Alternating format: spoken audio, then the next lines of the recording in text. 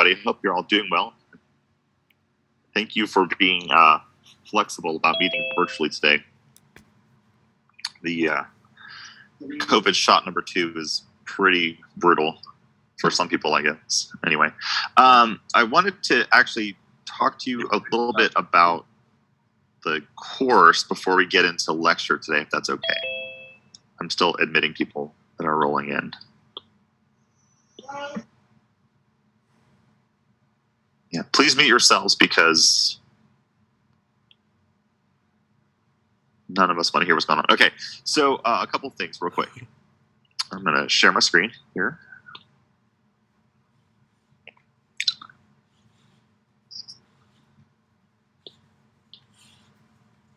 Can you all see my notes okay?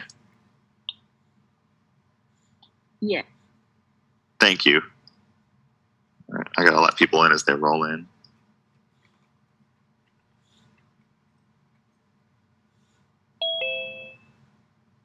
All right, so a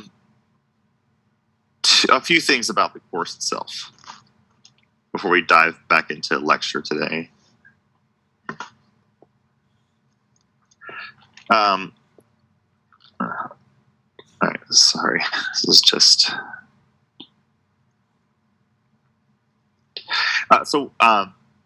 due to COVID, I've told a few of you this. I think that it's harder to learn in this environment.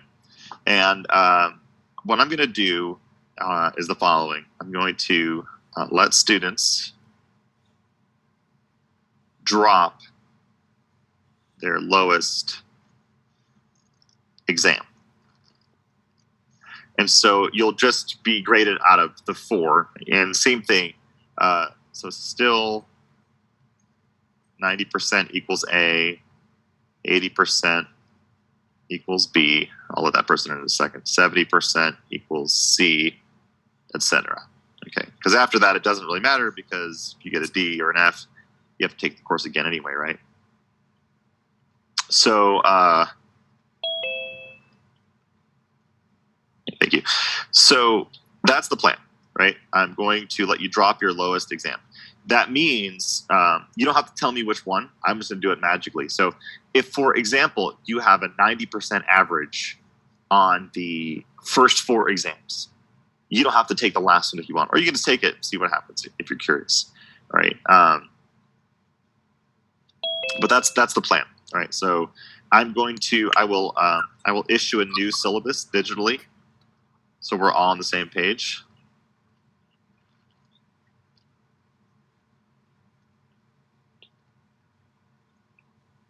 This is annoying. All right. All right. It's not the student's fault. Just that beeping sound drives me nuts. Okay.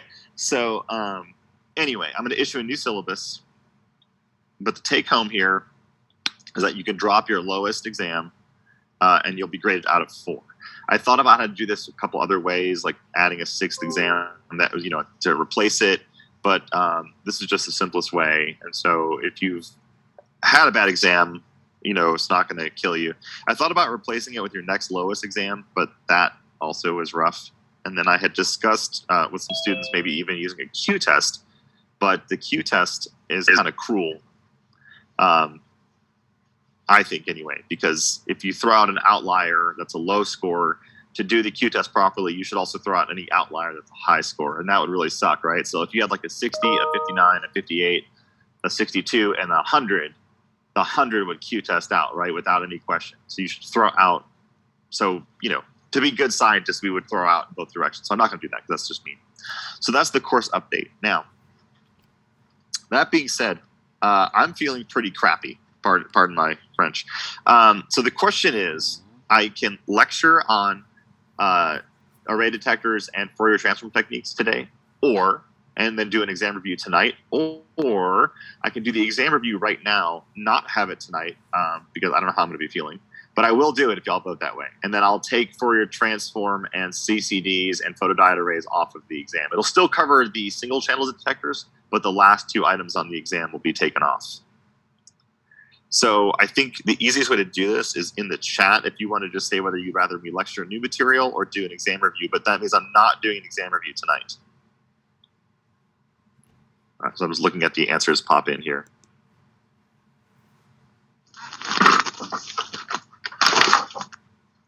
Okay. It looks like not one student so far has said, please lecture on new material. All right, cool. Then let's do that. So let's do an exam review instead. I appreciate you guys being flexible. I just don't know if I'm going to be awake at 6:30 p.m. tonight. So thank you. All right. So I'm ready to answer any questions y'all have. And I know I just sprung that on you, so some of you might be like frantically looking through your notes. I will also have office hours, by the way. I do have office hours tomorrow from 10 to 11. And those can be virtual or in person. So don't forget, you can still come tomorrow if you want. But yeah, fire away.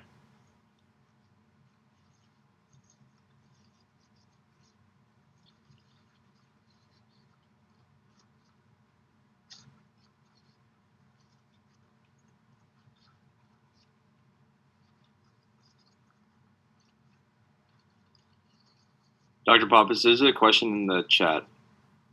Oh, thank you. Yeah, I can't see it. I appreciate that. Bring that up. Okay, so the question is how to choose the best detector. Yep, sure can. Let's do that. Okay.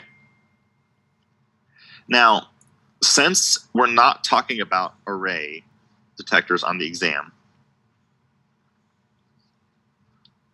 okay, you have to ask yourself the following. It's kind of a decision tree, right? The question is, are you looking at absorbance? And if the answer is yes, then you can use a photodiode because that's a very large signal that you're dealing with. If your answer is no, then it's going to be either a photomultiplier tube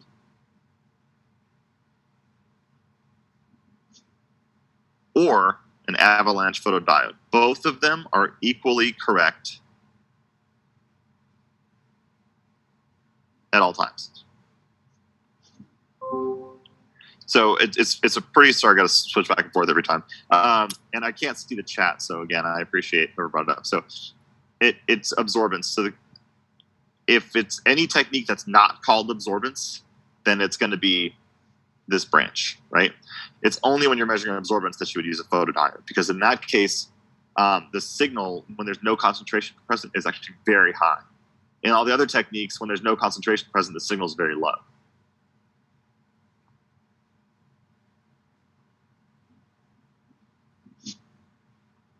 Can you hear me, Dr. Pappas? I sure can, yeah. So there's on the first exam that has electrochemistry or spectroscopy questions. One of them asks, Tina is scanning a fluorescent spectrum from 400 nanometers to 600 nanometers. Which detector should he use? And my immediate answer was the photodiode array. Would that be correct for that case? I know we aren't using it for this exam, but would that be correct? Which year is this? It's from 2019.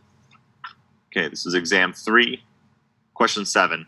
No, actually, so this is question 7, exam 3, 2019. The student is scanning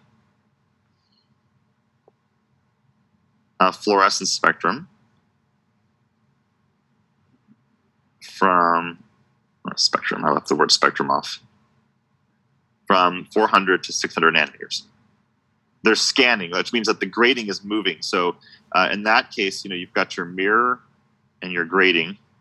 So I'm drawing a monochromator, right? You've got light coming in, being focused onto collimated to the grading, and then being focused onto the exit slit. And then you rotate the grading to change the wavelength that comes out. So that's scanning. Since you're scanning, and it's fluorescence, which is not absorbance, you would use a photomultiplier tube or an avalanche photodiode. You would not use an array detector because you are scanning.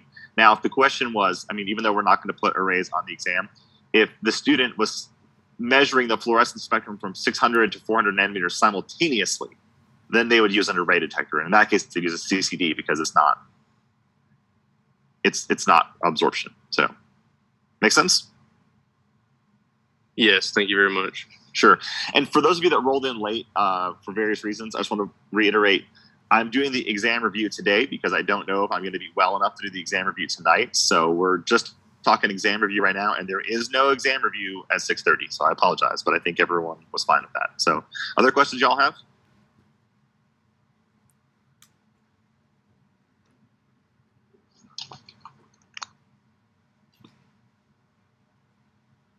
And by the way, what? Yes. Could we go over, it's from exam 2 of 2018, question 8. It has to do with the photoelectric effect. Question 8. Yep, absolutely. Okay. So this is question 9, right? Question 8. Of 2018? Let me see. Oh, I'm sorry. It's 2019. Is that? My bad. Sorry. Is it 28? Okay, because no, because actually it's a different question. Okay, because it was question 9 of 2018 as well. Okay, or related. Okay. Oh yeah. So the question is, this is 2019, question 8, exam 2, and the question is, in the photoelectric effect, if the photon energy is less than the work function, so this is the work function, this is the photon energy, what happens?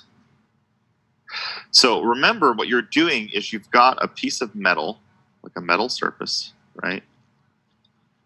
And you have a photon hitting it, and if the photon energy is greater than the work function, you get an electron ejected, right?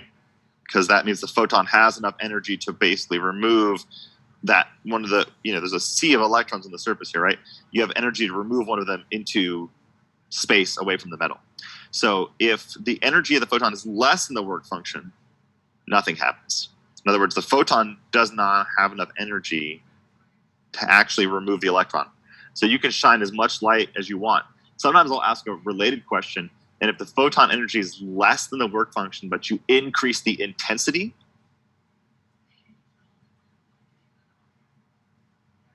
nothing happens. Because the individual photon is what matters.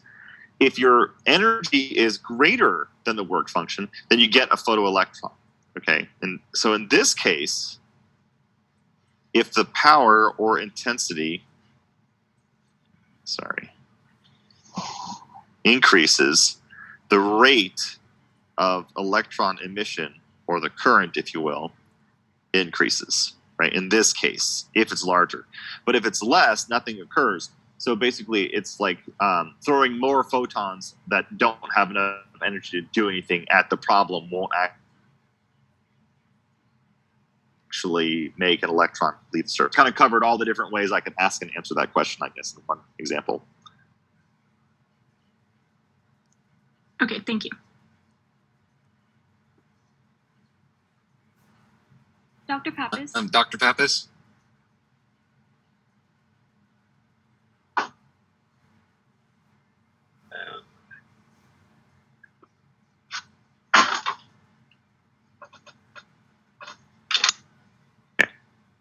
Others?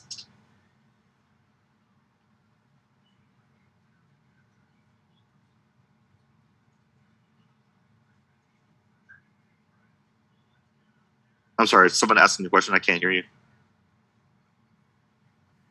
Is my mic working? Yep.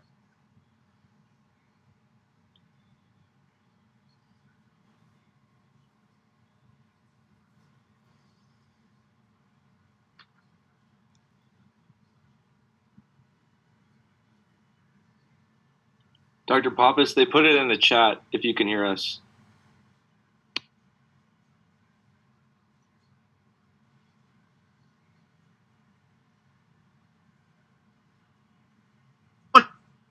Else did having king?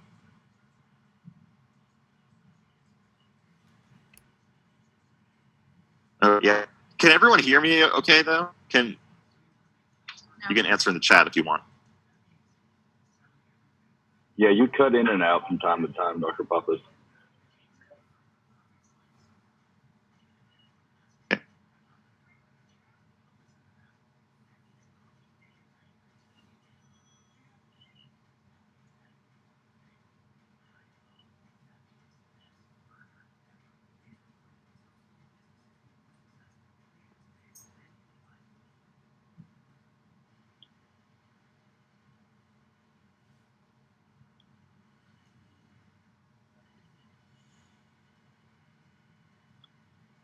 Can you all hear me now?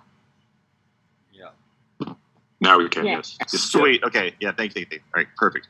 All right. Yeah. Sorry, I was on the wrong Wi-Fi network for my house. I wasn't like it was like trying to get to the other side of the house. So okay. So Colton asked real quick. Could someone ask me to clarify what I mean by photon energy? So I'll talk about that in a second. Okay. And then I'll do questions 8 and 9 from exam 2018, exam 2 as well. Okay. So when I'm talking about photon energy, okay, photon energy, all right, is the energy per photon, which, okay, fine.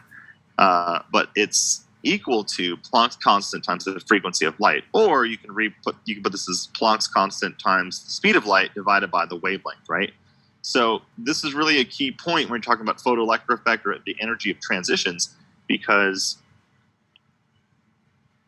this is Planck's constant. This is speed of light. I would give you that on an exam, by the way, both of those. This is going to be the wavelength of light, right? So the shorter the wavelength, the more energy that you have, right? Because it's an inverse relationship, or the higher the frequency because they're inverse from each other, right? So when I talk about photon energy, I'm talking about this equation. So this is the equation per photon. I'm going to go ahead and just for fun, not for fun, but just to I'm going to calculate it once before I go to other questions so that everyone's on the same page. Let's pick a different wavelength than y'all's suggestion. Let's do 633 nanometers, which is red. And this is, just in case you're curious, this is the laser wavelength of a DVD player. Remember those? Okay. So the energy for every single 633 nanometer photon, it has a certain amount of energy, right? So the energy is going to be equal to Planck's constant on the speed of light divided by the wavelength. And that's 6.626 times 10 to the minus 34 joule seconds. Speed of light, I'm going to use in nanometers per second because it's faster math that way. Okay. And then the wavelength is going to be 633 nanometers. And I can almost do this in my head, but I'm not going to. 6.626. Hold on. All right, so it's going to be equal to 3.1 times 10 to the minus 19 joules per photon, right? So an individual photon has that much energy. So if, for example, if a work function for a metal is 4 joules, 4 times 10 to the minus 9 joules, not 4 joules, then nothing happens, right? Because the energy of this photon is less than the energy of the work function, right? Does that make sense? So I'm going to go ahead and answer questions 8 and 9 from exam 2. I think y'all have the wrong exam number on that. Let me just double check the chat real quick. Sorry. Questions 8 and 9, exam 2, 2018, because 8 is a polarography experiment. All right, whoever asked that question, it was Stephanie. Do you mean 8 or do you mean 9 in the bonus or what? If you can unmute and let me know. Yeah, I mean that in the bonus. That's my bad. No. You know what? It's good. Okay, so question 9 and the bonus. Exam 2, 2018. Okay, so what are the questions? So it's a work function equation like we just did, but let's go ahead and do it actually, right? So you have a wavelength of 488 nanometers, and the work function for platinum is 1.0 times 10 to the minus 18 joules. Okay, so the question is, does the photon have enough energy to produce the photoelectric effect? Okay, so again, you have to plug in the equation for the photon energy. 34 joule seconds. I don't know if you all ever watched Stranger Things season 3, but that whole scene about Planck's constant, I was like yelling at the screen. So 488 nanometers is the wavelength, and that's going to come out to be. Hold on. It's going to be equal to 4.07 times 10 to the minus 19 joules. So in this case, the work function is greater than the energy, so no photoelectric effect occurs.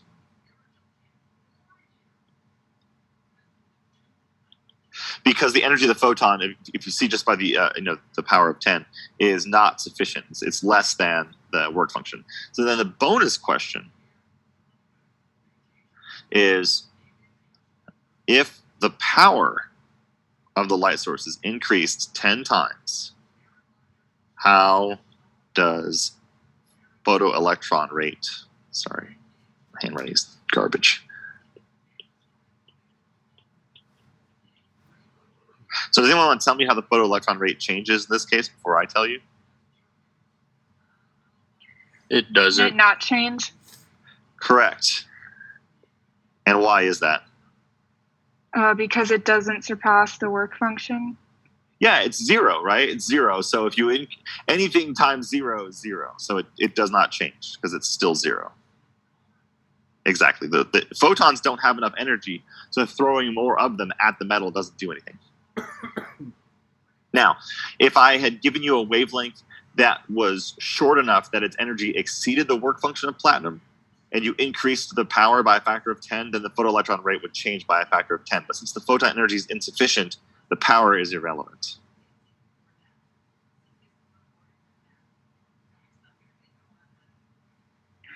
Dr. Pappas, Yes, can you draw the hollowed cathode again, please? I will. Yes. I'll also describe how it works again. Okay, so it's, I'm going to omit the quartz tube. It just exists in a quartz tube, right? So there's going to be a cathode, which is a cup. And it has a negative voltage on it. And then there's an anode, and that anode is a ring. And it's got a positive voltage. And it has a ring so that light can go through. Right? And so this is, throughout this whole thing, there's a buffer gas. And it's typically argon or neon. Okay, we'll use argon. And we put across this like 300 to 500 volts. And so what you end up doing is you create, so here's my argon. You create argon ions. You're just ionizing because that voltage exceeds the ionization potential of the argon. Right? Those argon ions slam into this surface. And what they do, so keep my color coding the same, is they sputter off, they eject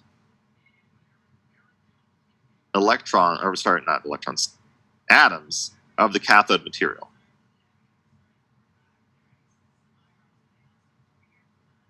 So you're actually like chewing away your cathode over time. They do have to replace the lamp every so often.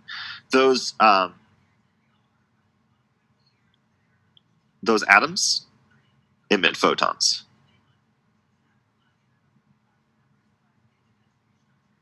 Because they're excited.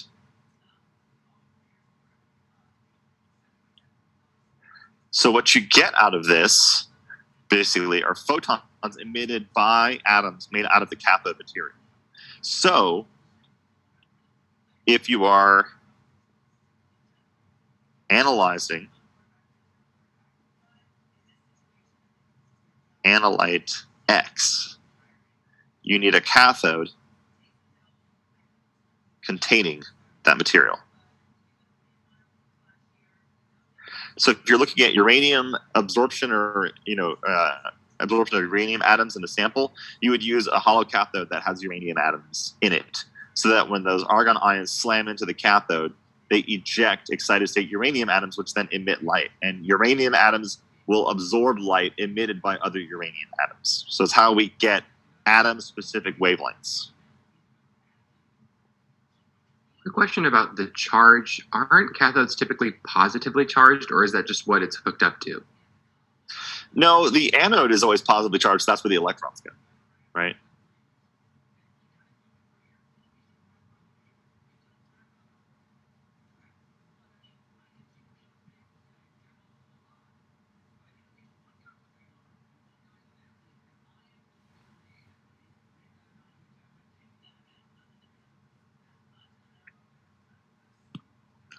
Dr. Pappas, Yes. are the atoms excited by the collisions of the argon atoms, or are they excited by the introduction of the charge? No, it's actually a collision. So I'm going to, if I may, draw this process. So here's my cathode, much bigger.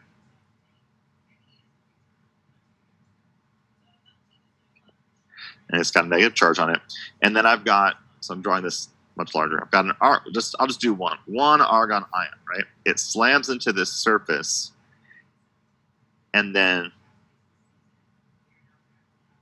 you get what's called sputtering, where you eject atoms of the cathode.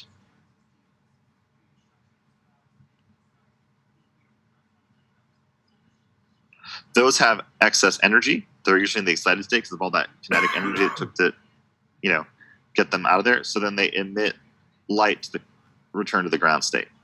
So that's the process on a, atomic level.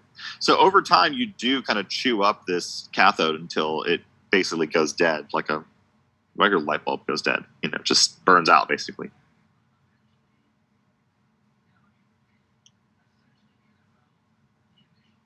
Okay, thank you. No problem.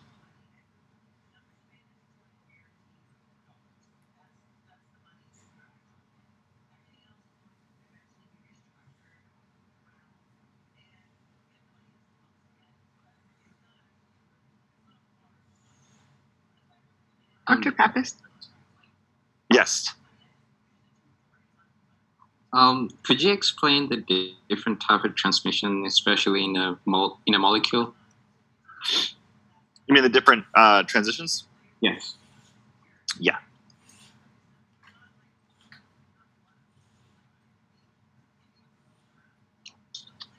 Although I'm not going to ask you about this on the exam, so I can answer it now, or I can wait till later if you want. I mean, I'm happy to answer it, but it's not on the exam. What was that? You can wait till later. That's fine. Sweet. Okay. I just realized a bunch of people might be panicking, like, oh my God, he said he wasn't going to be on there. So if I wanted to at least put that out there before I talked about it, because then everyone would freak out because I said it wouldn't be on there, and freak out with justification. So what else? Dr. Pappas? Yes. Could we discuss the concept of forward and reverse diodes again? Yes. And I'm going to talk about them in two different ways, okay? Because it affects LEDs and photodiodes. But first, let's talk about a generic diode. Doesn't matter what we're using it for, either generating or detecting light. It's two pieces of semiconductor grown on top of each other, a P side and an N side, right? And the P side has excess positive carriers, or holes, and the N side has excess negative carriers. Okay.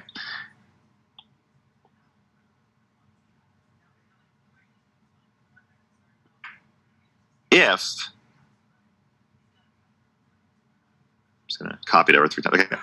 If I put a forward bias, that means I put a negative bias on the N side, and the positive side has a P bias. What I'm doing at that point is I'm injecting negative charge carriers on this side, and I'm injecting positive charge carriers on this side. And so you get current flow. This is what we use for LEDs because for example, we drive current flow continuously to create light, right? You're injecting positive into the device and you're injecting negative into the device. In a reverse bias, it's the opposite. Okay. In reverse bias, I put a positive bias on the negative side and the negative bias on the positive side. So the opposite, basically I'm doing opposites here.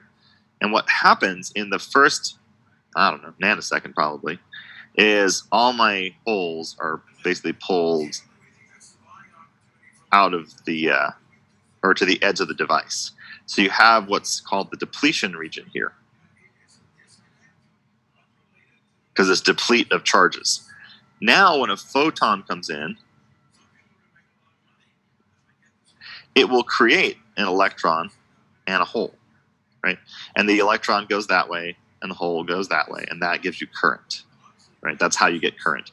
So we forward bias to put charges in continuously, and that drives current. And then the waste product of that in the LED is light. So you literally get light out. In a photodiode, we reverse bias it to have this region that has no charge around it at all, so that when a photon strikes that region, it creates new charge carriers, which is what I detect. So that's forward and reverse biasing in a nutshell.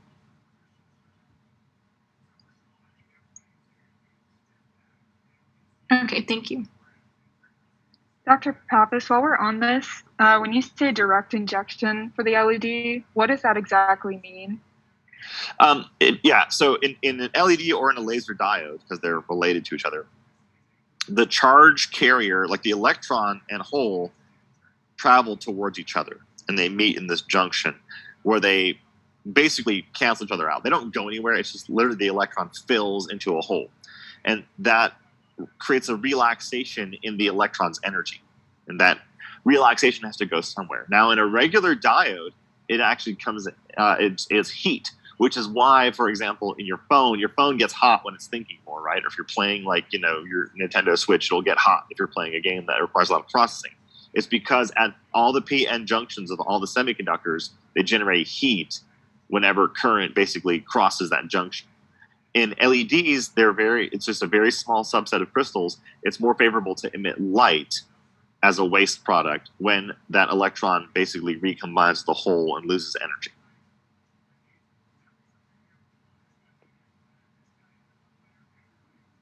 Can you write like the main parts of what you said down, please? Yes. Okay. When electron and a hole combine at the p-n junction, so this is step one, the electron loses energy, like it relaxes. 2, for most diodes, that energy loss is heat. For LEDs and laser diodes, energy loss is given off as light.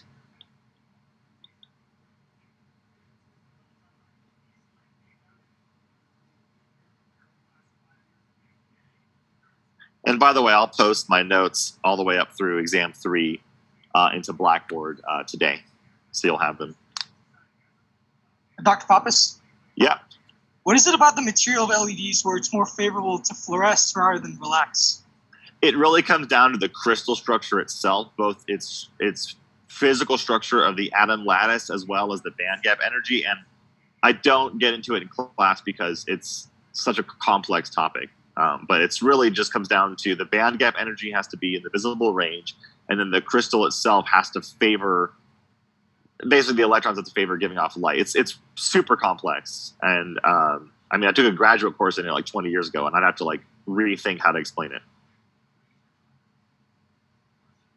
I'm sorry that's not a very satisfactory answer. No, it's all right. Thank you. Yeah.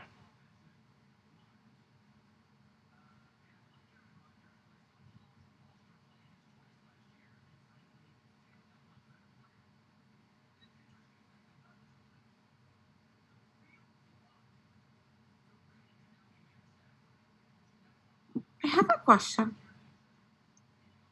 Hello? Yes, yeah. So IR are not going to be on the exam, right? Correct. In infrared spectroscopy, like FTIR, will not be on the exam. Okay, thank you. Yeah. I'm just going to write it down so that everyone sees this when they look at these notes. And anyone that came in late, I'm doing the exam review now because I'm not sure if I'm going to be physically able to, because the COVID shot number 2 has really hit me hard. And so I'm doing the exam review in class, and we will not have an exam review tonight. I think since a few people are not here, they're going to get a surprise, I guess, when they go to the exam review. That doesn't happen, but that's fine. So if you have a friend you know missed class, please let them know. Okay, other questions? Can we do question 10 on spring 2018 exam 2? Yes. So 2018, exam 2, question 10. The question is, if a molecule absorbs a photon, how is it most likely to dissipate energy? I'm not going to ask this on this exam, but I want to cover it anyway because it's important. The answer is vibrational relaxation. Most molecules give off light by vibrational relaxation, which is also called internal conversion, which is what generates heat. Right. So I'm not going to ask that on this exam, but I want you all to know it, which is why I went ahead and answered it anyway. It's super important. Most molecules, after they absorb a photon, dissipate that energy by relaxing to the ground state, one vibrational transition at a time, which generates heat. Only a very small subset of molecules are fluorescent, and an even smaller subset are phosphorescent.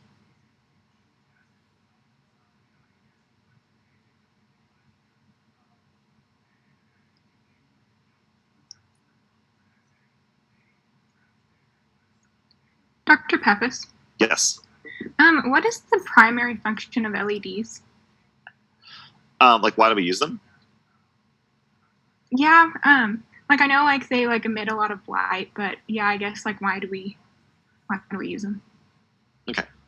Well, an LED is small, like it's compact. So it, for a given amount of power, it doesn't have actually a large physical footprint. It's efficient. In other words, it's energy efficient, which, of course, is important for industrial lighting. But for spectroscopy, it's important because if you're trying to build a portable instrument, so it's really good for like sensors.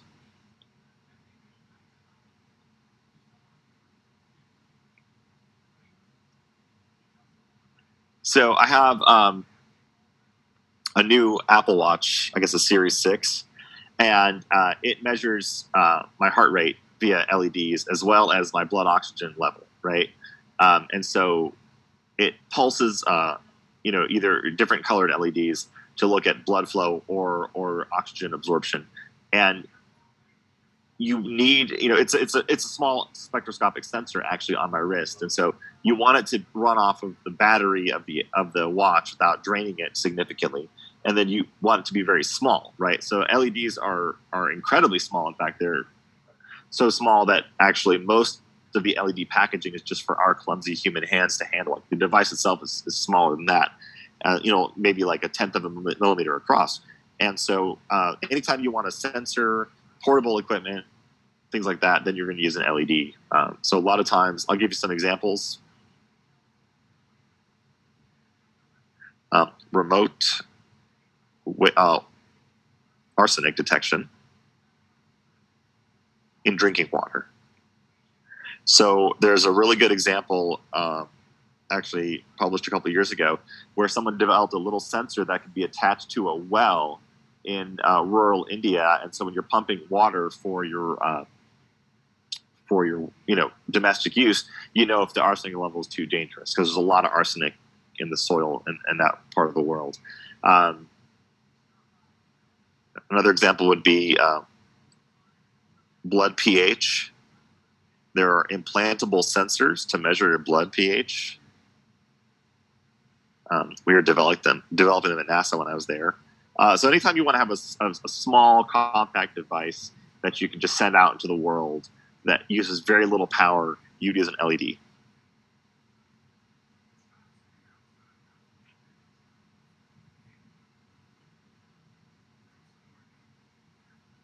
Dr. Pappas, Yes. I had a question about the Q switch pulse. Yep. So the Q switch is just another crystal that you put in the laser, and then you can control it to release the light that's building up within it. So I'm going to draw it out and then talk about it. So I've got a mirror, another mirror. Mirror one is partially reflecting. Okay. In a regular laser, you've got this, right, where you've got the beam bouncing back and forth, and this is the output. Okay. In a Q switch, it's a little bit different because we add this device. Sorry. It's a liquid crystal. And when it's in its off state, all right, then it doesn't let any light through, and so this beam stops happening, right?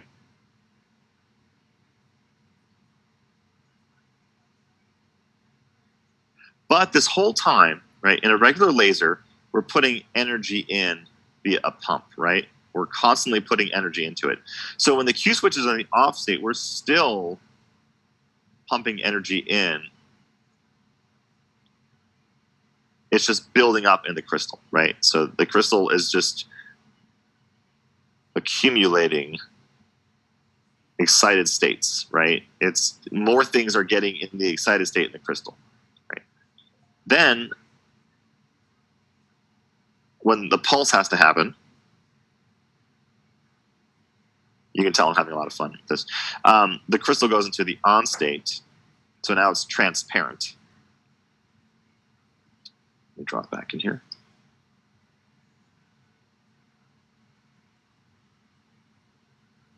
And now the beam is allowed to bounce back and forth, and you get an output.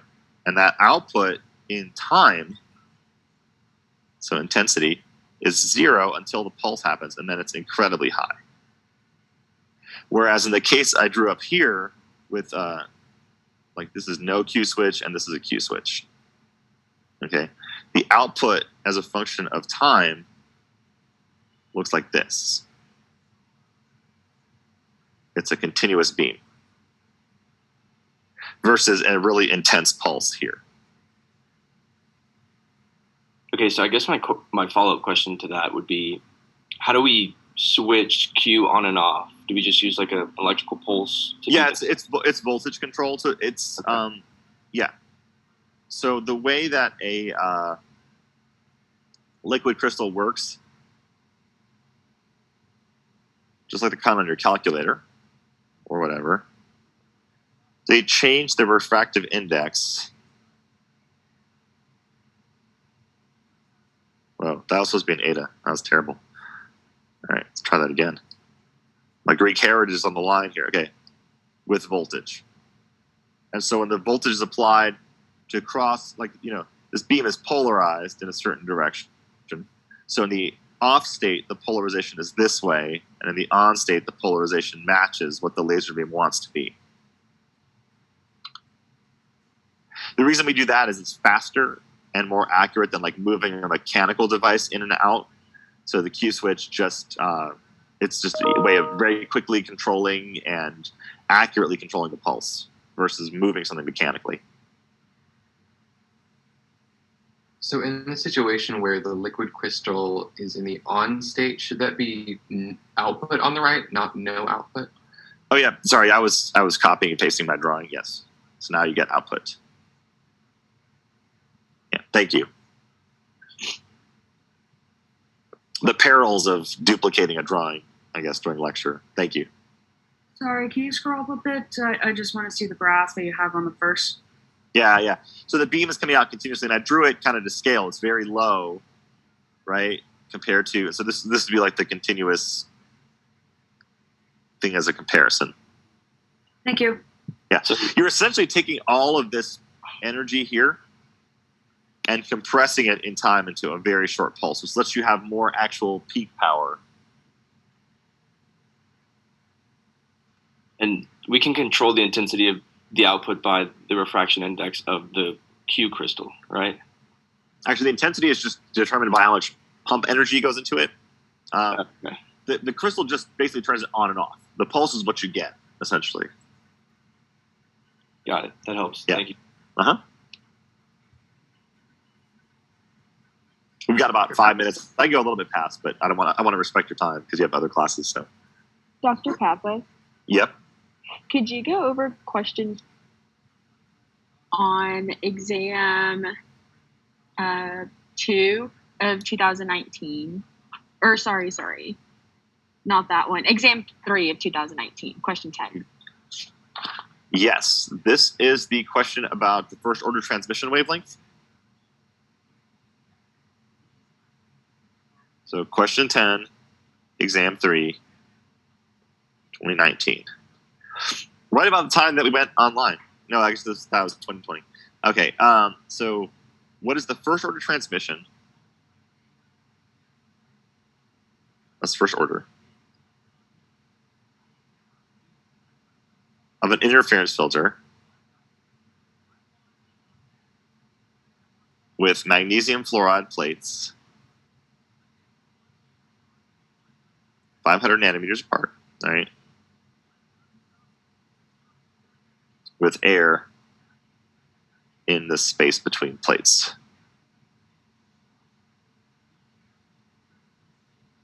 I like to give you more information than you actually need on an exam question, because part of that is just thinking. So the equation that you need, right, is equal to the thickness, the spacing, right? This is the spacing thickness. The refractive index of the material between the plates, and then the order number. So in this case, the spacing between it is 500 nanometers. The refractive index is its air. And I said that the refractive index of air is 1.003. I would give you that on an exam. Those plates could have water between them. They could have something else between them, right? And then the order number is 1. So the transmission wavelength for the first order is 501.5 nanometers.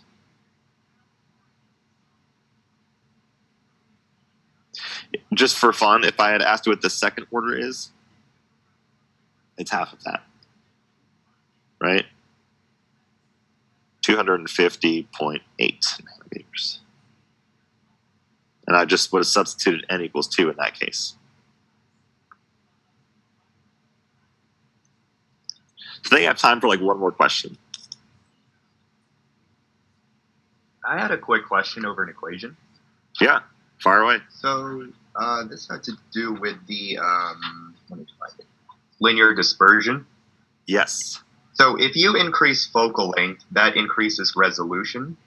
Yes. But it decreases signal throughput. Is that correct? Yeah.